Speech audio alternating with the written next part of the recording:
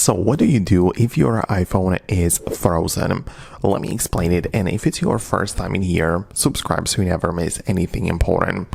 Well, if it ever happens to you that your screen doesn't respond to touch and something happened to it and you want to just restart it or get it back to the working state, this is when the force restart comes into play, and it's like one of the most useful features in that state. So if your phone doesn't respond, you have to perform the force restart, which can be done by a sequence of pressing the physical buttons on the side of the iPhone. So we have on the side of all of the iPhones, as you can see, we have the volume buttons on the left and we have the power button on the right.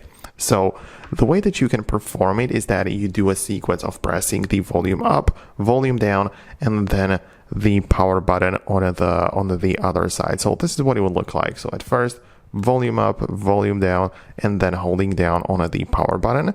I'm still holding on it, even though I got the power slider or whatever. You can see that I keep on holding like this until I see the Apple logo showing up. And once it does, I can lift my finger and you will then just wait until the phone restarts. So as you can see, we didn't even have to touch the screen or anything like that.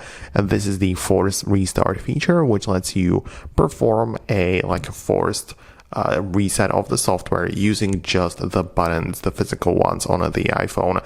You can see we get inside, we can start fresh, and hopefully it is going to work at this point. So this is what you do when your iPhone is frozen. So let me know in the comments below if it works out for you as well.